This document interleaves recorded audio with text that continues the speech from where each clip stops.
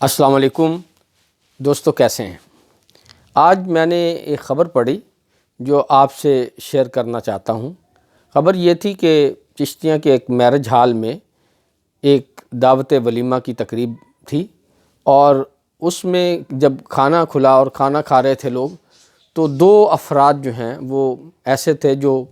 بلائے نہیں گئے تھے اور وہ کھانے میں شریک تھے۔ تو اس پر جو ولیمہ کی انتظامیہ تھی انہوں نے ان دونوں کو پکڑ لیا اور پکڑ کر جو ہے وہ باہر لے آئے اور ان کو جو ہے وہ مرغا بنا دیا کہ جناب آپ کون ہیں اور کیوں یہاں پہ آئے ہیں اور کھانا کھا رہے ہیں۔ اور صرف مرغا نہیں بنایا بلکہ ان کو ٹھڈے مارے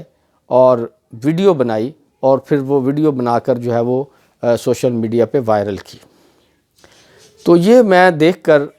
بڑا جو ہے وہ حیران ہوا، بڑا عجیب لگا مجھے کہ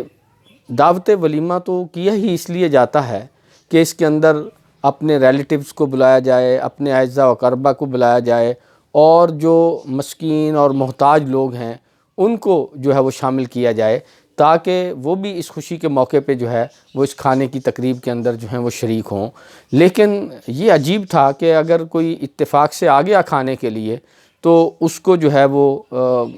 چلیں، اگر آپ کو وہ قبول نہیں تھا کہ دو فالتو لوگ کیوں آ گئے ہیں کھانا کھانے کے لیے، تو اس کو نکال دیا جاتا، آسان کام تھا، اور کہا جاتا کہ جناب آپ انوائٹڈ نہیں ہیں، آپ باہر چلے جائیں، وہ باہر چلے جاتے۔ یہ کرنے کا تو کوئی جواز نہیں تھا کہ ان کو جو ہے وہ مرغا بنایا جاتا، ان کو مارا جاتا، ان کو جو ہے وہ تشدد کا نشانہ بنایا جاتا، پھر ان کی ویڈیو جو ہے وہ بنائی جاتی۔ تو یقین کریں بڑا ہی ایک دکھ اور بڑا جو ہے وہ افسوس ہوا کہ یہ ہم کیا کر رہے ہیں۔ اور اسی کے ساتھ جو حضرت ابو ہریرہ رضی اللہ تعالیٰ عنہ کا ایک ارشاد جو ہے وہ ذہن میں آیا کہ حضرت ابو ہریرہ فرماتے ہیں کہ دعوت ولیمہ کا وہ کھانا بدترین ہے جس کھانے کے اندر جو ہے وہ صرف مالدار لوگوں کو جو ہے وہ دعوت دی جائے اور محتاج لوگوں کو اور ضرورت مند لوگوں کو اس میں شامل نہ کیا جائے۔ نیز یہ کہ اگر دعوت ولیمہ کسی کو دی جائے تو اس کا انکار کرنا گویا اللہ اور اس کے رسول کی نافرمانی کرنا، یہ فرماتے ہیں حضرت ابو ہریرہ رضی اللہ تعالیٰ عنہ۔ اسی طرح ایک دفعہ جناب رسول اللہ صلی اللہ علیہ وسلم سے ایک شخص نے پوچھا کہ یا رسول اللہ بہترین اسلام کیا ہے؟ تو آپ نے فرمایا کھانا کھلانا اور سلام کرنا، چاہے آپ اس کو پہچانتے ہوں یا نہ پہچانتے ہوں۔ تو گویا ان چیزوں سے ہمیں یہ بات سمجھ آ رہی ہے کہ جو دعوت ولیمہ ہے وہ بنیادی طور پہ اعزاء و اقربا اور ضرورت مندوں کو کھانا کھلانے کی تقریب ہوتی ہے۔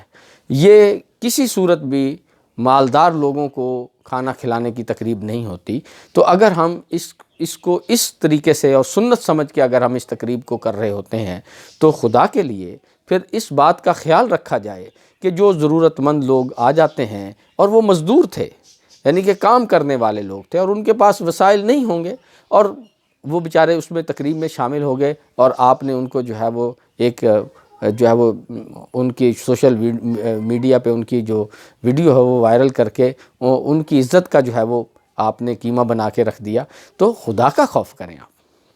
کیا مسکین صرف وہ ہوتے ہیں یا ضرورت مند اور محتاج وہ ہوتے ہیں صرف جو لوگوں کے گھروں میں جا کے مانگتے ہیں، جو بھیک مانگتے ہیں، جو آپ کے سامنے دستے سوال دراز کرتے ہیں، جو آپ کے سامنے اپنی غربت کا اظہار کرتے ہیں اور آپ اس سے پھر اپنی دولت میں سے ان کو کچھ مدد کر دیتے ہیں؟ تو کیا صرف وہ غریب ہوتے ہیں؟ ایسا نہیں ہے۔ آپ کو پتہ ہے کہ معاشرے کے اندر کچھ ایسے سفید پوش ہیں جو اپنی ضرورت کی چیزیں بھی پوری نہیں کر سکتے ہیں، جن کے پاس اتنا مال نہیں ہے کہ وہ اپنے بچوں کی حاجات کو پورا کر سکیں، وہ اچھا کھانا کھا سکیں، اچھا پہن سکیں، اور وہ کسی کے سامنے دستے سوال بھی دراز نہیں کرتے، وہ کسی سے مانگتے بھی نہیں ہیں، وہ کسی کے سامنے اپنی جو ہے وہ ضرورت کا جو ہے سوال بھی نہیں رکھتے ہیں۔ تو کیا وہ اگر کہیں ہمارے ہاں کھانے کے لیے آ جائیں، ہماری کسی تقریب میں کھانے کے لیے شامل ہو جائیں، تو کیا پھر ہم ان کو مرغا بنا دیں گے؟ کیا ہم ان کو جو ہے وہ ذلیل کریں گے معاشرے میں؟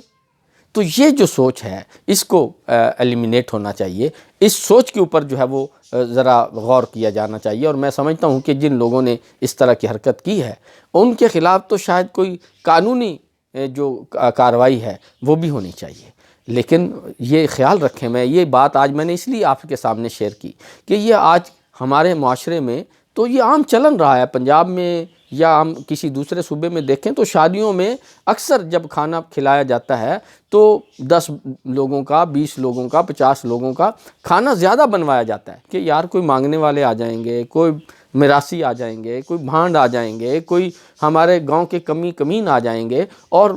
نہ صرف ان کو وہاں بٹھا کر کھانا دیا جاتا ہے بلکہ ان کو ساتھ کھانا جو ہے ان کے برتنوں میں بھی ڈال کے دیا جاتا ہے کہ آپ جا کے گھر اپنے بچوں کو کھلائیں۔ آج ہم نے شاید یہ چودراہٹ سمجھ لی ہے کہ اگر ہم کسی ضرورت مند کو اپنی کھانے کی تقریب میں پکڑ لیں تو پھر سارا روب اسی پہ جھاڑ دیں۔ تو بس میں نے آج یہ جو گفتگو آپ کے سامنے رکھی وہ اپنے ویورز کو، اپنے دوستوں کو یہ صرف بتانا چاہتا ہوں کہ خدا کے لیے جو مسکین ہیں، جو محتاج ہیں، جو ضرورت مند ہیں، ان کا خیال کریں اور ان کو ڈھونڈیں۔